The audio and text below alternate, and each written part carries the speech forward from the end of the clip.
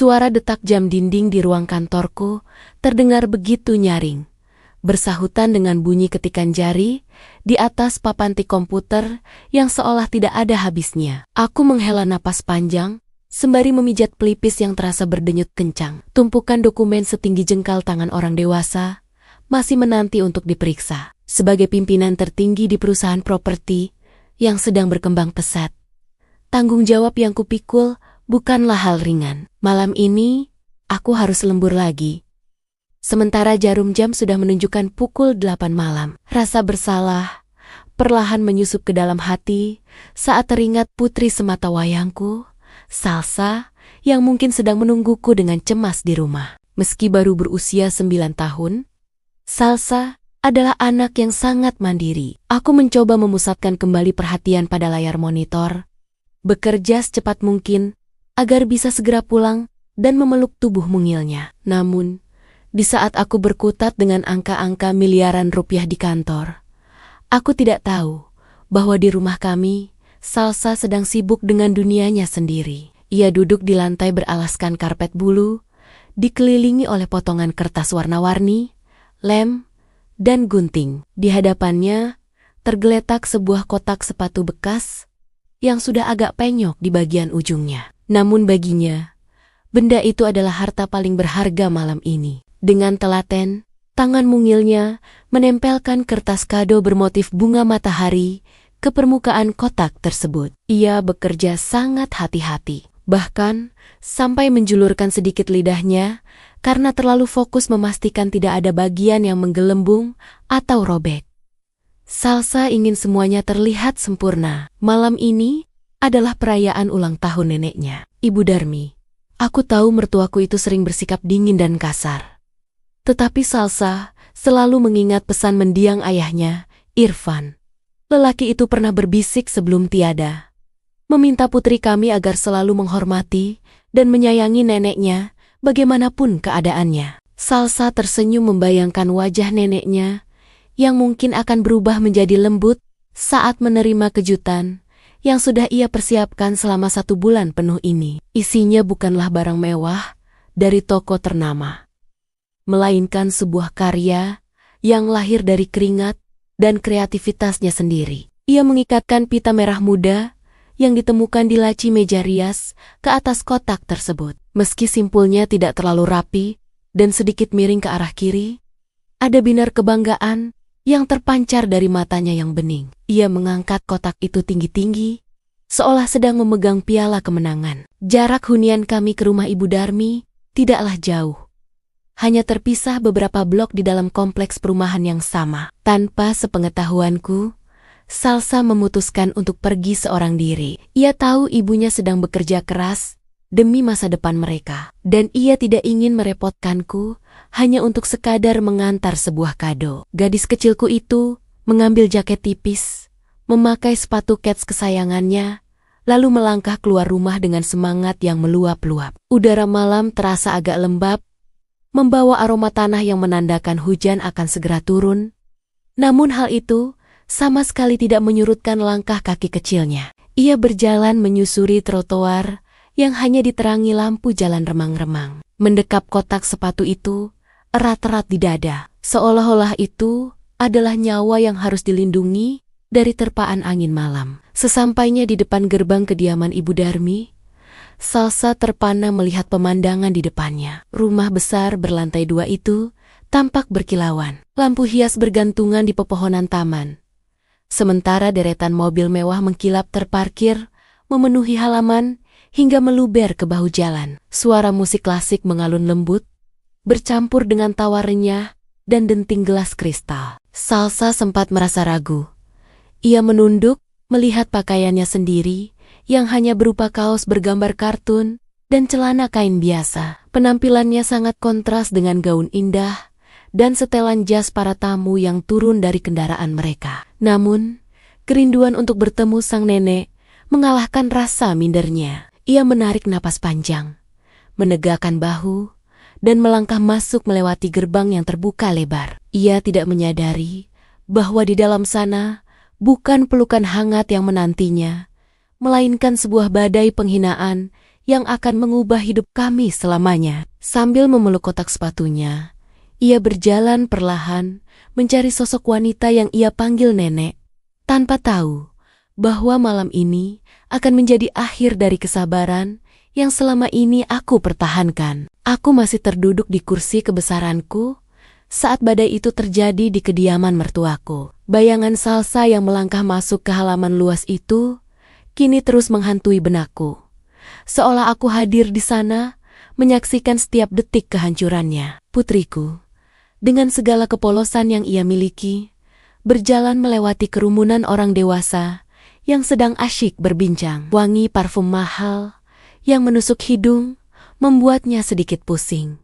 Namun ia terus melangkah. Tidak ada satupun orang yang memperhatikan kehadiran bocah kecil itu. Mereka terlalu sibuk dengan dunia mereka sendiri, membicarakan bisnis, liburan ke luar negeri, dan koleksi perhiasan terbaru yang melingkar di leher. Mata Salsa menyapu ke segala arah dengan cermat, hingga akhirnya ia melihat sosok yang dicarinya. Ibu Darmi duduk di sebuah kursi besar, menyerupai singgasana di bagian tengah taman, dikelilingi oleh temonmen sosialitanya. Wanita tua itu tampak sangat anggun, dengan balutan kebaya modern penuh payet berkilauan dan sanggul tinggi yang rapi. Di lehernya melingkar kalung emas dengan liontin besar, sementara pergelangan tangannya penuh dengan gelang keroncong yang berdenting setiap kali ia bergerak. Di sebelahnya berdiri Nita, adik iparku, yang juga tampil tak kalah glamor dengan gaun malam panjang. Jantung Salsa berdebar kencang. Tangannya meremas ujung kotak kado bermotif bunga matahari itu demi mengumpulkan segenap keberanian. Ia melangkah maju, lalu terhenti tepat di depan meja tempat Ibu Darmi duduk. Kehadirannya yang tiba-tiba membuat tawa di meja itu perlahan surut, digantikan oleh keheningan yang mencekam. Satu persatu, mata para tamu tertuju pada bocah kecil yang berdiri kaku sambil memeluk kotak sepatu bekas. Ibu Darmi menoleh, dan dalam sekejap, senyum di wajahnya lenyap, berganti dengan tatapan tajam yang seolah hendak menguliti putriku hidup. Wajah mertuaku yang semula cerah, kini mengerut penuh ketidaksukaan yang amat nyata. Nita yang berdiri di sampingnya mendengus pelan, menatap Salsa dari ujung rambut sampai ujung kaki dengan tatapan meremehkan. Suasana mendadak menjadi sangat dingin. Bahkan musik yang mengalun seolah mengecil volumenya karena ketegangan yang muncul. Meski bibirnya gemetar hebat karena gugup, Salsa mencoba tersenyum tulus. Ia mengulurkan kotak sepatu itu dengan kedua tangan mungilnya ke arah sang nenek. Dengan suara lirih, namun penuh kasih, ia mengucapkan selamat ulang tahun, berharap akan ada pelukan hangat yang menyambutnya. Namun, harapan putriku hancur berkeping-keping. Dalam hitungan detik, Ibu Darmi sama sekali tidak mengulurkan tangan untuk menerima kado tersebut. Sebaliknya, wanita tua itu justru menepis tangan Salsa dengan sangat kasar. Kotak sepatu itu terlempar dari pegangan putriku, jatuh membentur lantai keras dengan suara gedebuk yang menyedihkan. Pita merah muda yang diikat Salsa dengan susah payah terlepas, dan tutup kotaknya sedikit terbuka, memperlihatkan hasil kerja kerasnya selama sebulan penuh. Ibu Darmi berdiri dari kursinya, wajahnya merah padam menahan amarah yang meledak. Ia menunjuk wajah Salsa dengan jari telunjuk yang dipenuhi cincin emas.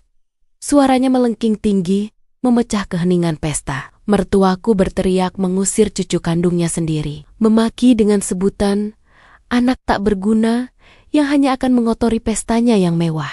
Kata-kata kasar itu meluncur deras tanpa saringan, menyebut kado buatan tangan tersebut sebagai sampah yang memalukan. Nita ikut menimpali dengan nada sinis, mengatakan bahwa seharusnya Salsa sadar diri dan tidak datang ke tempat terhormat seperti ini dengan penampilan gembel. Hinaan demi hinaan terus dilontarkan tanpa memedulikan perasaan bocah berusia 9 tahun yang berdiri mematung di hadapan mereka. Air mata mulai menggenang di pelupuk mata Salsa.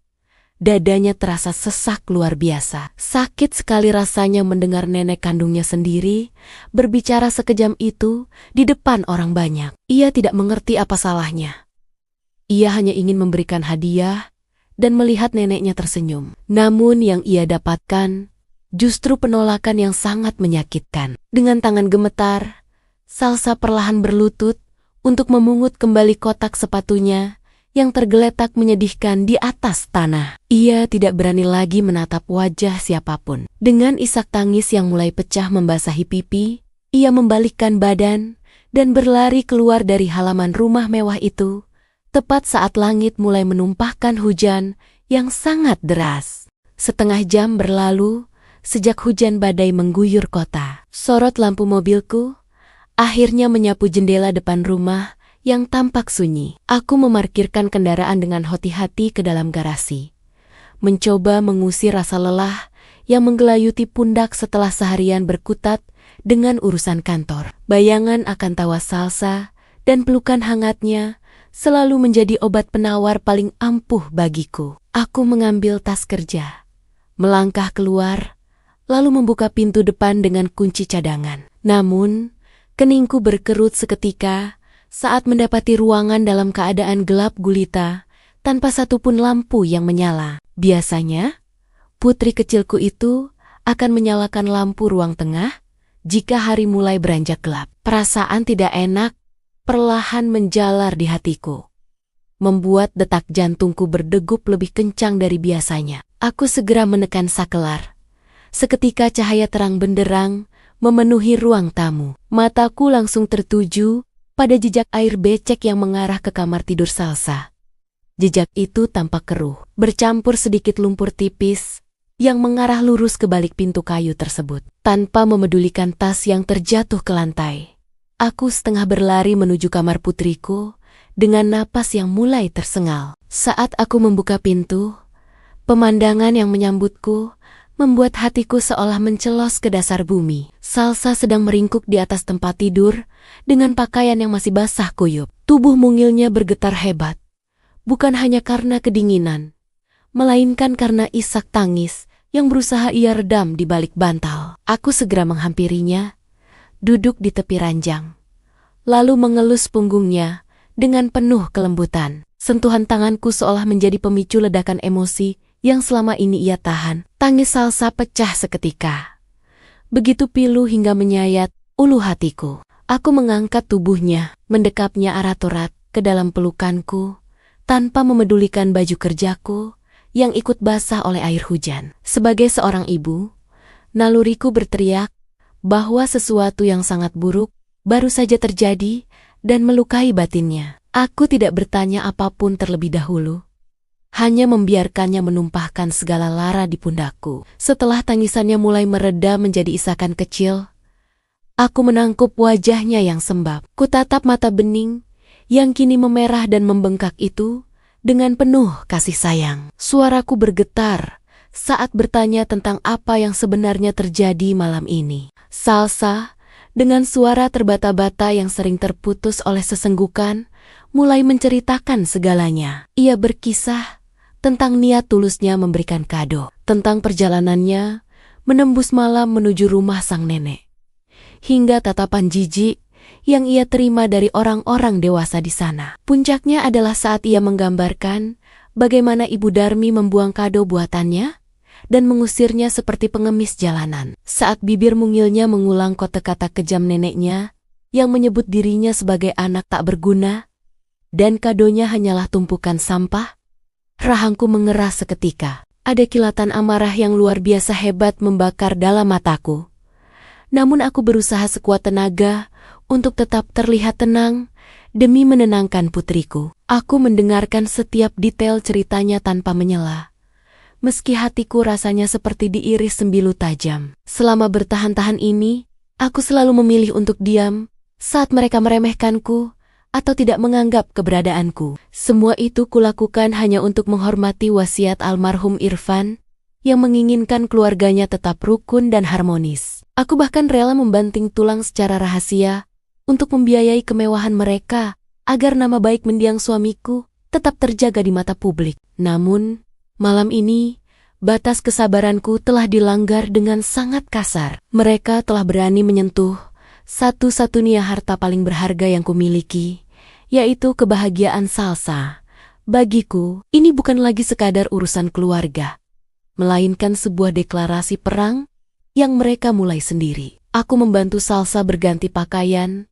dengan handuk kering, menyelimutinya dengan kain tebal yang hangat, lalu mencium keningnya lama sekali untuk menyalurkan kekuatan. Aku berjanji dalam hati, saat fajar menyingsing nanti, tidak akan ada lagi air mata yang jatuh dari mata putriku, karena mereka yang menyebabkan luka ini akan membayar semuanya dengan harga yang sangat mahal. Setelah memastikan Salsa terlelap dalam tidurnya, yang tenang meski sesekali masih terisak kecil, aku keluar dari kamar dan menutup pintunya perlahan tanpa menimbulkan suara. Begitu kayu pintu itu rapat, ekspresi wajahku berubah drastis dalam sekejap mata. Kelembutan seorang ibu yang tadi terpancar seketika lenyap, digantikan oleh aura dingin seorang pimpinan perusahaan yang tegas dan tak kenal ampun. Aku berjalan menuju ruang kerjaku yang terletak di sudut rumah, tempat segala keputusan besar tentang bisnis propertiku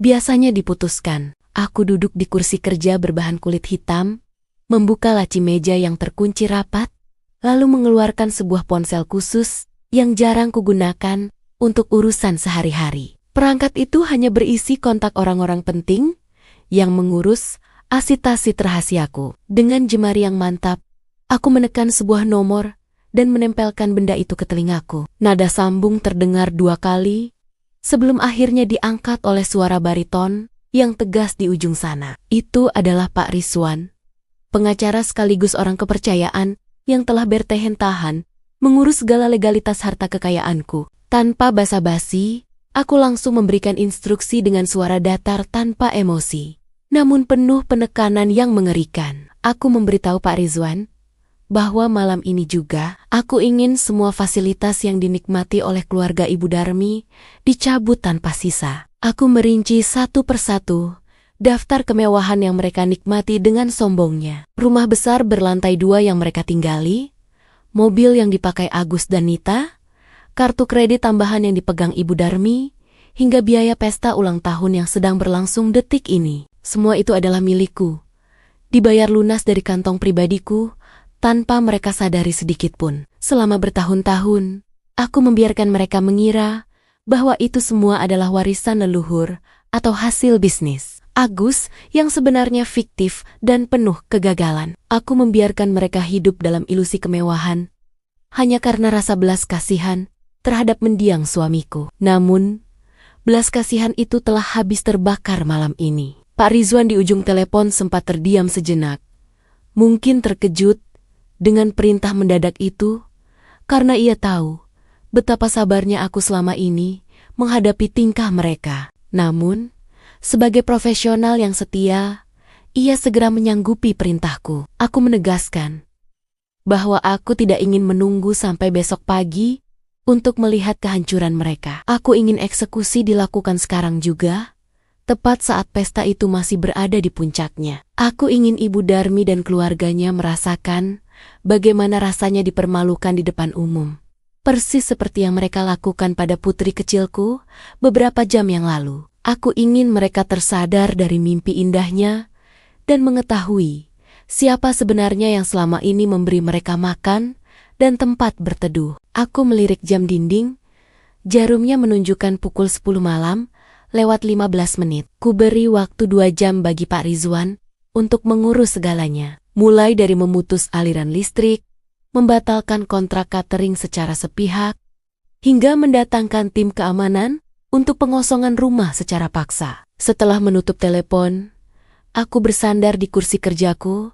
sembari menatap lenggit-langit ruangan dengan tatapan kosong yang tajam. Tidak ada sedikit pun penyesalan yang menyusup ke dalam hatiku. Yang kurasakan hanyalah rasa lelah yang bercampur dengan kepuasan dingin yang mulai menjalar. Aku membayangkan wajah Ibu Darmi dan Nita saat lampu pesta mereka padam secara mendadak nanti. Aku tahu ini akan menjadi malam yang sangat panjang dan penuh dengan drama yang memuakkan bagi mereka. Tapi aku sudah sangat siap. Aku bukan lagi menantu yang hanya bisa menunduk diam saat dihina. Aku adalah Fania, seorang wanita mandiri yang memiliki kuasa penuh atas nasib orang-orang yang telah berani menginjak harga diri anakku. Aku bangkit menuju dapur untuk menyeduh teh hangat, menunggu badai yang sesungguhnya meluluh lantakan kesombongan mereka. Aku menyesap teh hangat dalam keheningan dapur. Sementara di sisi lain kota, badai yang kukirimkan baru saja menghantam daratan. Di halaman rumah mewah yang masih bersinar terang benderang itu, pesta ulang tahun Ibu Darmi kembali berjalan seolah tidak pernah terjadi gangguan sedikitpun. Setelah kepergian Salsa yang diusir dengan sangat kasar, suasana justru terasa semakin meriah bagi sang tuan rumah. Musik orkestra yang diputar melalui pengeras suara berkualitas tinggi terus mengalun, mengisi setiap sudut taman yang didekorasi dengan bunga impor segar. Aroma masakan daging panggang dan QQ manis menguar di udara, bercampur dengan wangi parfum mahal para tamu undangan yang sebagian besar adalah kaum sosialita. Ibu Darmi kembali duduk di kursi kebesarannya dengan wajah berseri-seri penuh kepuasan, seolah insiden pengusiran cucu kandungnya tadi hanyalah sebuah hiburan kecil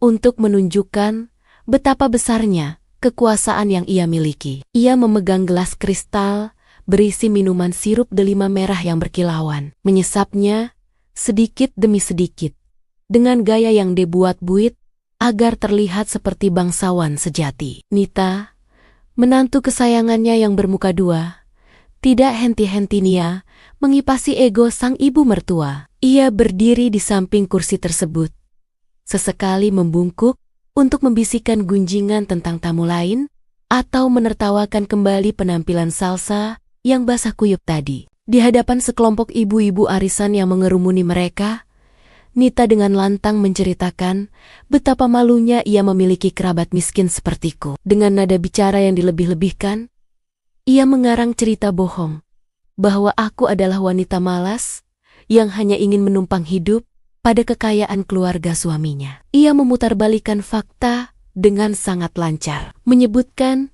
bahwa semua kemewahan ini adalah hasil jerih payah mendiang Irfan dan kesuksesan bisnis Agus, suaminya. Para tamu yang tidak tahu kebenaran di baliknya hanya menggat-manggut sembari berdecak kagum, memuji ketangguhan keluarga itu dalam mempertahankan status sosial mereka yang tinggi. Ibu Darmi semakin besar kepala mendengar pujian-pujian kosong tersebut. Ia mulai membual tentang asal-usula kekayaannya dengan suara yang cukup keras agar didengar oleh meja sebelah. Ia bercerita tentang tanah warisan leluhur yang berhektar-hektar dan investasi emas batangan yang tersimpan rapat di dalam brankas. Ia bahkan berani menunjuk ke arah pilar-pilar rumah yang kokoh, mengklaim bahwa ia baru saja merenovasi bangunan itu dengan marmer yang didatangkan langsung dari Italia. Padahal kenyataannya, seluruh tagihan renovasi bulan lalu dibayar lunas oleh staf keuanganku tanpa sepengetahuannya. Namun, tepat saat jarum jam menyentuh waktu yang telah kutentukan, keajaiban itu berakhir. Saat Agus sedang berdiri di panggung kecil, memegang mikrofon untuk memberikan pidato penghormatan kepada ibunya, tiba-tiba saja seluruh lampu di area pesta padam total. Gelap gulita menyelimuti halaman luas itu dalam sekejap mata. Musik orkestra berhenti mendadak, digantikan oleh suara jeritan kaget para tamu wanita yang panik. Hanya cahaya bulan rimang-rimang dan lampu kilat dari ponsel para tamu yang kini menerangi kekacauan di sana. Agus menepuk-nepuk mikrofonnya yang mati total, berteriak memanggil penjaga keamanan untuk segera menyalakan genset.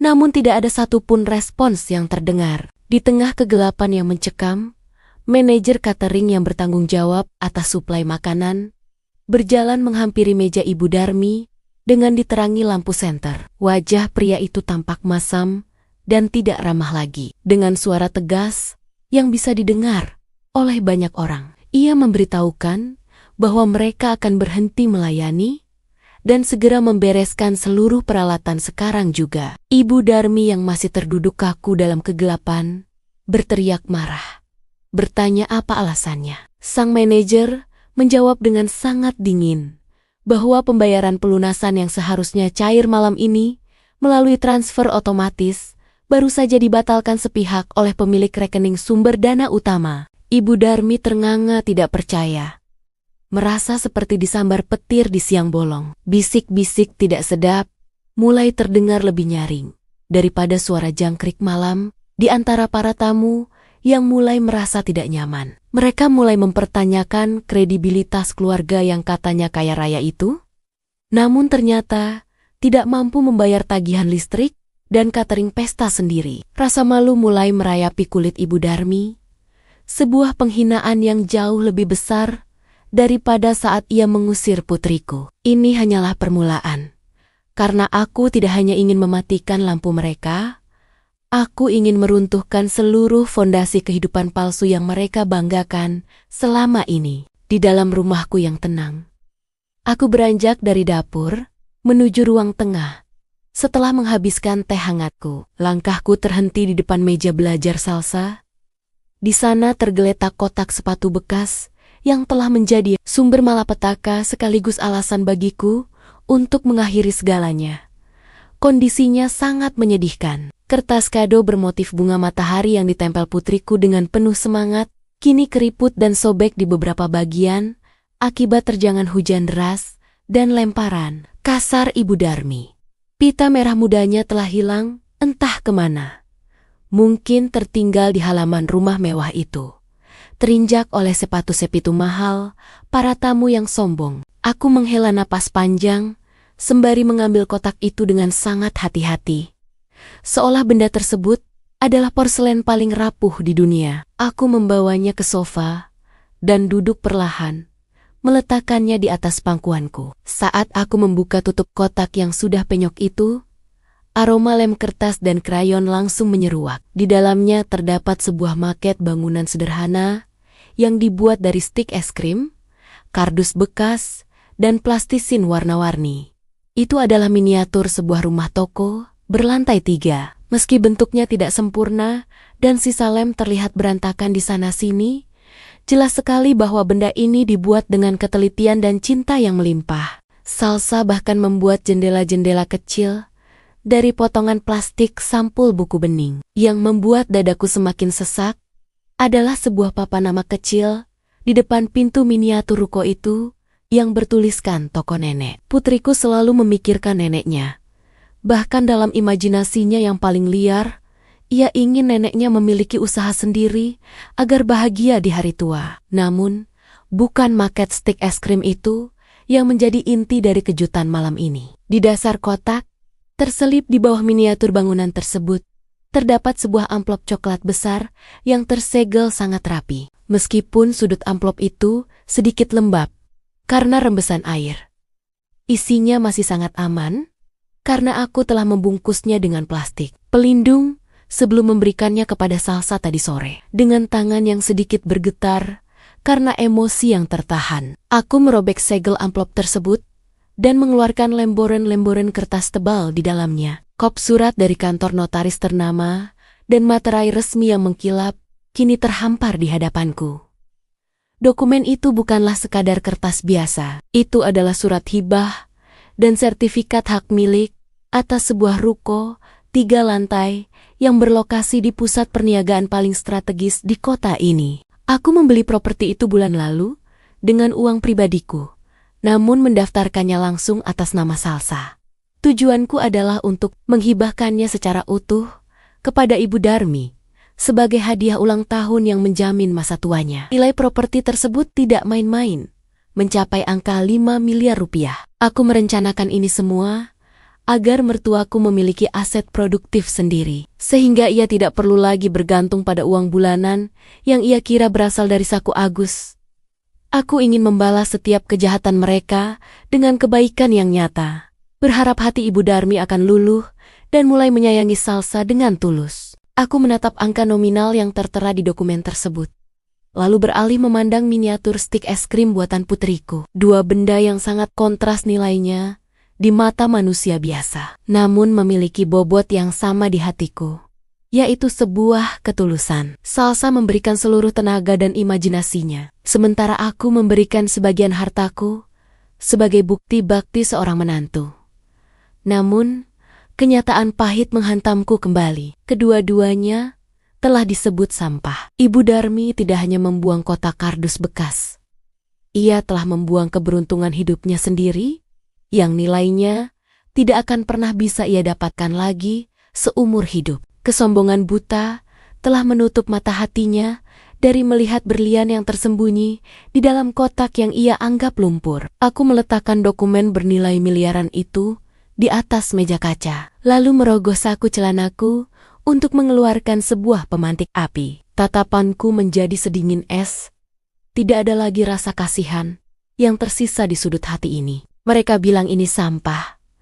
Gumamku pelan pada kesunyian malam yang mencekam. Kalau begitu, biarlah sampah ini kembali menjadi abu bersama sisa-sisa kesabaranku yang telah habis. Aku menyalakan pemantik itu. Lidah api kecil berwarna biru kemerahan mulai menari-nari di ujung kertas sertifikat hibah tersebut. Kertas tebal itu mulai menghitam, lalu api menyambar dengan cepat, melahap huruf demi huruf, angka demi angka, yang seharusnya bisa membuat keluarga itu kaya raya selamanya. Aku membiarkan api itu membesar di dalam asbak kaca, membakar habis kesempatan terakhir mereka untuk hidup layak. Saat kertas itu berubah menjadi serpihan jelaga, aku tahu bahwa mulai detik ini, tidak akan ada lagi jalan kembali bagi mereka. Mereka telah memilih untuk menjadi musuhku.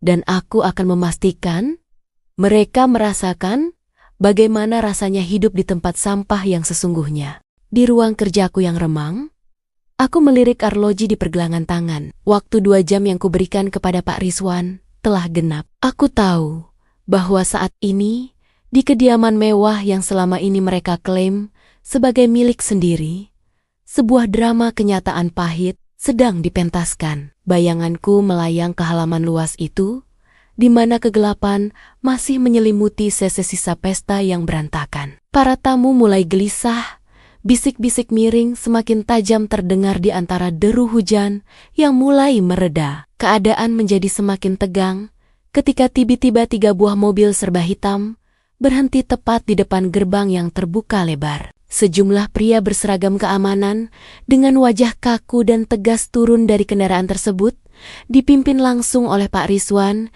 yang membawa sebuah map kulit berwarna hitam. Langkah kaki mereka yang berat dan serempak di atas lantai porselen menciptakan suara yang mengancam. Membungkam seketika sapaan sombong yang hendak dilontarkan Agus.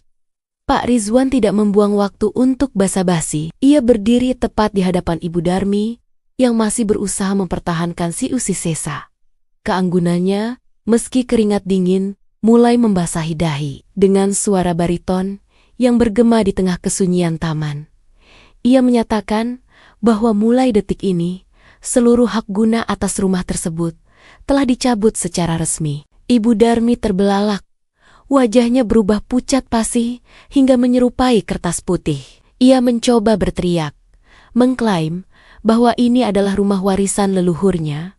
Namun Pak Rizwan dengan tenang mengeluarkan sertifikat asli dari dalam map. Dokumen itu menunjukkan dengan sangat jelas bahwa pemilik sah bangunan tersebut adalah Salsa Anindita, dengan aku sebagai wali sahnya hingga ia dewasa nanti. Nita yang berdiri di samping ibu mertuanya mencoba merampas kertas tersebut dengan kasar. Namun petugas keamanan segera menghalangi langkahnya. Kerumunan tamu undangan yang tadinya memuja keluarga ini kini mulai menjauh, memberikan ruang bagi kehinaan yang sedang terungkap. Pukulan berikutnya menghantam lebih telak ketika Pak Rizwan menginstruksikan stafnya untuk segera mengosongkan rumah tersebut. Para petugas mulai bergerak cepat masuk ke dalam bangunan, mengeluarkan koper-koper yang telah dipersiapkan sebelumnya oleh timku, yang sudah bekerja secara rahasia sejak 1 jam lalu. Pakaian-pakaian mewah, koleksi tas bermerek yang sering dipamerkan Nita di media sosial, hingga perhiasan yang masih tergeletak di atas meja rias, semuanya dikemas tanpa ampun. Para tamu hanya bisa terpaku menyaksikan pemandangan tersebut. Beberapa di antaranya mulai mengeluarkan ponsel untuk merekam kejadian yang akan menjadi buah bibir memalukan di seluruh kota esok pagi. Ibu Darmi jatuh terduduk di kursi kebesarannya, yang kini terasa sangat dingin. Ia memohon dengan suara parau yang menyedihkan, meminta waktu hingga esok pagi agar tidak menanggung malu di depan reken-reken sosialitanya. Namun, hatiku telah membatu sekeras karang. Aku teringat kembali pada tatapan hancur Salsa saat kado tulusnya disebut sampah. Aku teringat pada tangis pilu putriku yang menggigil kedinginan di bawah guyuran hujan, sementara mereka tertawa di atas penderitaannya. Tidak ada lagi tempat bagi belas kasihan di dalam jiwaku yang sudah terlanjur terluka. Petugas keamanan kemudian menggiring mereka keluar dari teras menuju gerbang utama. Agus mencoba melakukan perlawanan fisik, namun ia segera dilumpuhkan dengan mudah, membuatnya jatuh tersungkur di atas rumput taman yang basah. Pakaian pestanya yang mahal kini kotor terkena lumpur, persis seperti kondisi kado Salsa yang mereka injak-injak tadi. Satu persatu, lampu mobil para tamu mulai menyala. Mereka bergegas pergi meninggalkan lokasi tanpa memberikan satupun kata penghiburan bagi Ibu Darmi. Sahabat-sahabat palsu itu menghilang dalam kegelapan malam, menyisakan keluarga tersebut yang kini berdiri mematung di pinggir jalan raya. Ibu Darmi menatap nanar ke arah gerbang rumah yang kini digembok rapat oleh rantai besi besar. Rumah yang selama ini ia banggakan sebagai simbol status sosialnya, kini telah tertutup selamanya baginya. Ia hanya membawa satu tas kecil berisi kebutuhan pokok. Sementara kemewahan lainnya telah disita untuk menutupi kerugian hutang-hutang Agus yang selama ini aku tanggung secara diam-diam di bawah lampu jalan yang rimang-rimang. Wanita tua itu mulai menyadari bahwa mahkota kepalsuannya telah jatuh dan hancur berkeping-keping. Badai yang kupicu baru saja dimulai, dan mereka baru merasakan dinginnya berdiri di luar tanpa perlindungan sedikitpun. Malam semakin larut, namun mataku sama sekali tidak bisa terpejam. Aku duduk di sofa ruang tamu yang temaram, memandangi asbak kaca berisi abu sertifikat miliaran rupiah yang tadi kubakar. Keheningan rumahku hanya dipecah oleh suara detak jantungku sendiri yang kini terasa jauh lebih tenang daripada sebelumnya. Namun, ketenangan itu terusik ketika suara deru mobil yang sangat kukenali berhenti di depan pagar rumah. Tak lama kemudian, suara ketukan pintu yang membabi buta mulai terdengar, bersahutan dengan isak tangis dan teriakan parau yang memanggil namaku berkali-kali. Aku bangkit perlahan, merapikan daster katun yang kukenakan, lalu berjalan menuju pintu depan tanpa terburu-buru. Saat aku memutar kunci dan membuka daun pintu, pemandangan di hadapanku sungguh kontras dengan kemegahan pesta beberapa jam yang lalu. Di bawah lampu teras yang kekuningan, Ibu Darmi berdiri dengan tubuh yang tampak layu dan gemetar hebat. Kebaya mahalnya kini tampak kusut dan kotor oleh cipratan air hujan. Sanggulnya yang tadi tegak tinggi kini berantakan tak keruan. Di belakangnya, Agus dan Nita berdiri dengan wajah yang dipenuhi sisa air mata dan kecemasan yang luar biasa nyata. Ibu Darmi langsung merosot ke lantai, berlutut di depan kakiku dengan tangan yang mencoba meraih ujung dasterku. Suaranya yang dulu selalu melengking sombong, kini terdengar parau dan hancur, memohon ampun dengan kalimat yang sulit untuk dimengerti. Ia menangis tersedu-sedu, menanyakan mengapa aku tega melakukan hal sekejam ini kepada keluarga suamiku sendiri. Agus pun tidak jauh berbeda. Lelaki yang biasanya bersikap angkuh itu kini hanya bisa menunduk dalam, tidak berani menatap mataku yang sedingin es. Mereka tampak seperti pengemis yang baru saja kehilangan segalanya dalam satu kedipan mata. Aku hanya berdiri mematung, menatap mereka dari ketinggian dengan tatapan yang kosong, tanpa kebencian maupun rasa kasihan. Nita, yang biasanya paling tajam lidahnya, kini mencoba merayu dengan kote-kote manis yang terdengar sangat memuakkan di telingaku. Ia berkata bahwa semua itu hanyalah salah paham, bahwa mereka sebenarnya sangat menyayangi Salsa, dan kejadian tadi hanya karena emosi sesaat. Mendengar nama putriku disebut oleh mulutnya yang penuh kepalsuan, aku merasakan kilatan amarah kembali menyambar di dadaku. Dengan nada suara yang sangat rendah, namun syarat akan ancaman, aku meminta mereka untuk tidak pernah lagi mengucapkan nama anakku. Aku kemudian mengambil asbak kaca dari meja ruang tamu dan membawanya ke ambang pintu, menunjukkannya tepat di depan wajah Ibu Darmi. Aku memberitahu mereka bahwa di dalam asbak ini terdapat sisa abu dari sebuah kado ulang tahun yang sebenarnya bernilai 5 miliar rupiah. Sebuah properti ruko 3 lantai di pusat kota yang seharusnya menjadi milik Ibu Darmi malam ini jika saja ia tidak menyebut kado Salsa sebagai sampah. Melihat abu tersebut, Ibu Darmi terbelalak.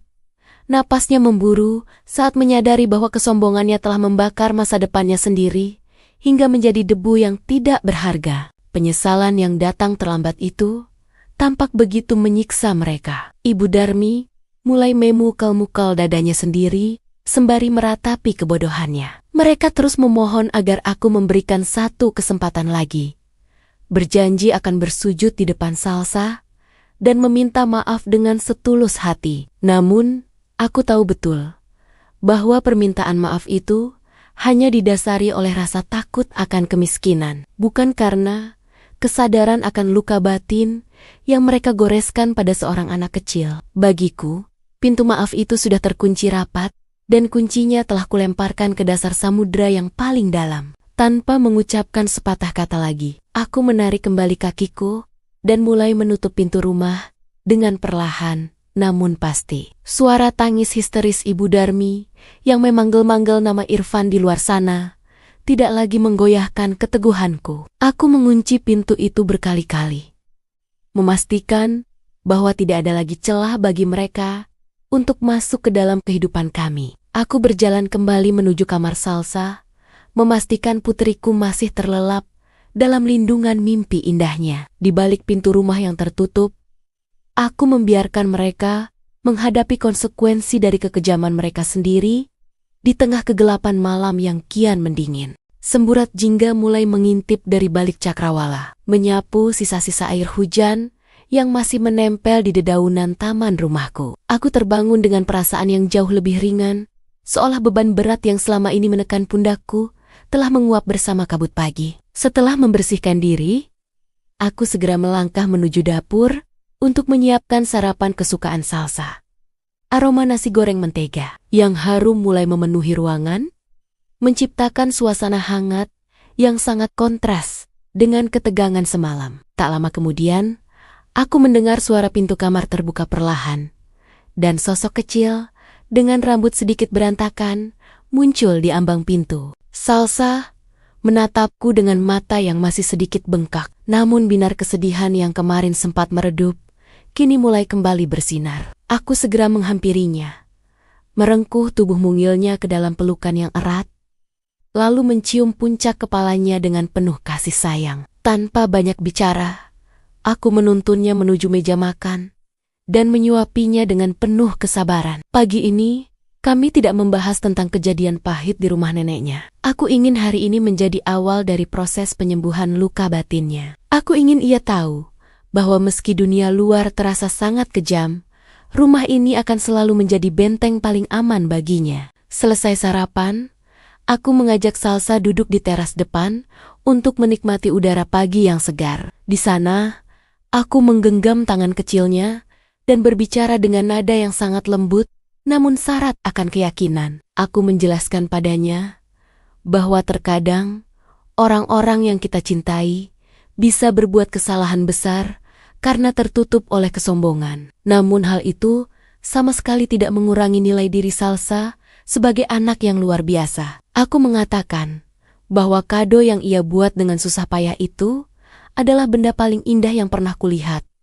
Jauh lebih berharga daripada bongkahan emas manapun di dunia ini. Mendengar kata-kataku, bibir mungil Salsa mulai membentuk sebuah senyuman tipis yang sangat manis. Ia bercerita bahwa ia tidak lagi merasa sedih karena ia menyadari bahwa selama ada aku di sampingnya, segalanya akan baik-baik saja. Ketegaran putriku di usianya yang masih sangat belia membuat mataku berkokek-kokak karena rasa bangga yang luar biasa. Di saat kami sedang menikmati momen kebersamaan itu, ponselku bergetar karena sebuah pesan masuk dari Pak Rizwan yang melaporkan bahwa proses pemindahan aset dan penghentian seluruh aliran dana untuk keluarga Ibu Darmi telah selesai dilakukan secara menyeluruh tanpa ada celah hukum sedikit pun. Keluarga mertuaku kini benar-benar harus belajar untuk hidup mandiri dari titik nol. Merasakan sendiri bagaimana kerasnya perjuangan mencari sesuap nasi yang selama ini mereka remehkan. Aku tidak merasa jahat dengan keputusan ini. Aku hanya sedang memberikan pelajaran hidup yang paling berharga bagi mereka. Pelajaran tentang menghargai ketulusan dan tentang konsekuensi dari setiap perbuatan buruk yang dilakukan kepada sesama manusia. Aku kemudian memutuskan untuk mengambil cuti selama beberapa hari ke depan hanya untuk menemani Salsa, membawanya jalan-jalan, dan memastikan senyumnya kembali merekah sempurna. Aku juga mulai merencanakan untuk mendaftarkan Salsa ke sekolah baru yang lebih baik, tempat di mana ia bisa berkembang tanpa ada bayang-bayang hinaan dari keluarga ayahnya lagi. Aku akan membangun sebuah kehidupan baru yang hanya berisi kebahagiaan, tawa, dan kasih sayang yang tulus tanpa ada kepalsuan di dalamnya. Sambil memandangi langit biru yang kian cerah, aku berjanji dalam hati untuk terus menjadi perisai bagi putriku. Tidak akan kubiarkan satupun duri menyentuh kulitnya lagi, karena mulai detik ini, Fania yang lama telah mati dan terlahir kembali sebagai pelindung yang tak terkalahkan bagi buah hatinya. Kami melangkah masuk kembali ke dalam rumah, dengan tangan yang saling bertautan erat, menyambut masa depan yang jauh lebih bercahaya. 1 bulan telah berlalu, sejak malam badai yang meluluh lantakkan kesombongan keluarga mertuaku. Hari ini, aku berdiri di depan jendela besar kantorku, yang menghadap langsung ke jantung kota. Langit sangat cerah, secerah suasana hatiku, yang tidak lagi terbebani oleh bayang-bayang masa lalu yang kelam. Di atas meja kerjaku, kini terdapat sebuah bingkai foto baru yang memperlihatkan Salsa sedang tertawa lebar dengan seragam sekolah barunya yang rapi. Ia tampak jauh lebih ceria, tanpa ada lagi gurat kecemasan yang dulu sering menghiasi wajah polosnya setiap kali kami harus berkunjung ke rumah neneknya. Pagi tadi, Pak Rizwan datang memberikan laporan terakhir mengenai kondisi Ibu Darmi dan kedua anaknya. Sejak pengusiran paksa itu, mereka terpaksa pindah ke sebuah rumah kontrakan kecil di pinggiran kota yang sangat kumuh. Agus, yang selama ini terbiasa hidup foya-foya tanpa bekerja, kini terjerat hutang di mana-mana karena gaya hidupnya yang tak terkendali. Ia kabarnya bekerja menjadi kuli angkut di pasar hanya untuk sekadar menyambung hidup. Sementara Nita telah pergi meninggalkannya karena tidak tahan hidup dalam kemelaratan. Ibu Darmi sendiri sering terlihat duduk melamun di depan teras kontrakannya. Mungkin meratapi nasibnya yang berubah drastis dalam 1 malam. Mendengar kabar itu, aku tidak merasakan kepuasan yang jahat, melainkan sebuah kelegaan akan keadilan yang telah tegak pada tempatnya. Mereka kini sedang menjalani sekolah kehidupan yang sesungguhnya, belajar arti dari sebuah kerja keras dan cara menghargai orang lain. Kesombongan yang dulu mereka jadikan mahkota, kini telah menjadi jerat yang mencekik leher mereka sendiri. Aku memejamkan mata sejenak, teringat pada asbak kaca berisi abu sertifikat miliaran rupiah yang telah kubuang ke tempat sampah. Harta itu mungkin telah musnah menjadi debu. Namun ketenangan batin yang kudapatkan saat ini, nilainya jauh lebih besar daripada angka-angka di atas kertas tersebut. Tiba-tiba, sekretarisku mengetuk pintu dan memberitahukan bahwa ada seseorang yang ingin menemuiku. Aku mengizinkannya masuk. Dan ternyata, itu adalah Ibu Darmi yang datang dengan penampilan yang sungguh mengenaskan. Pakaiannya lusuh, wajahnya kusam, dan binar keangkuhan di matanya telah padam sepenuhnya. Ia datang bukan untuk memaki seperti biasanya, melainkan untuk bersujud di kakiku, sembari memohon bantuan karena mereka sudah tidak memiliki makanan lagi. Ia menangis terseduh-seduh, mengakui segala kesalahannya, dan meminta maaf atas perlakuan kejamnya kepada Salsa. Aku membantunya berdiri dengan sopan, namun tidak membiarkannya memelukku. Dengan nada suara yang sangat tenang dan tegas, aku mengatakan bahwa aku telah memaafkannya sebagai sesama manusia. Namun segala fasilitas kemewahan yang dulu kuberikan tidak akan pernah kembali lagi. Aku memberinya sebuah amplop berisi uang secukupnya, hanya untuk modal usaha kesel-kosyelen di kampung halamannya. Aku menjelaskan bahwa ini adalah bantuan terakhir dariku sebagai bentuk penghormatan terakhir kepada mendiang suamiku. Setelah itu, aku memintanya untuk pergi dan tidak pernah lagi muncul di hadapan Salsa agar luka putriku tidak terbuka kembali. Ibu Darmi menerima amplop itu dengan tangan gemetar, lalu melangkah keluar dari kantorku dengan bahu yang merosot lunglai. Ia kini menyadari bahwa meski dimaafkan, kepercayaan yang telah dikhianati dan kasih sayang yang telah Daniel kinjak tidak bisa diperbaiki semudah membalik telapak tangan. Aku kembali menatap foto Salsa dan tersenyum tipis. Sore ini, aku berencana untuk menjemputnya lebih awal dan membawanya ke toko buku favoritnya. Hidup kami kini telah berputar ke arah yang lebih baik, di mana kejujuran dan ketulusan menjadi fondasi utama dalam setiap langkah yang kami ambil. Saat aku melangkah keluar dari ruang kantor menuju lift, aku merasakan sebuah kekuatan baru yang mengalir di dalam pembuluh darahku. Aku telah membuktikan bahwa kelembutan tidak selalu berarti kelemahan, dan diam tidak selalu berarti menerima ketidakadilan. Sebagai seorang ibu, aku akan selalu menjadi tembok kokoh bagi anakku, memastikan bahwa ia tumbuh besar di lingkungan yang penuh cinta, tanpa ada satupun duri kesombongan yang berani melukainya lagi. Kisah tentang kado sepatu bekas itu kini telah menjadi bab lama yang kami tutup rapat, menyisakan hanya pelajaran berharga tentang betapa mahalnya harga sebuah ketulusan hati. Kami siap menyambut hari esok dengan senyuman yang paling indah dan jiwa yang sepenuhnya merdeka.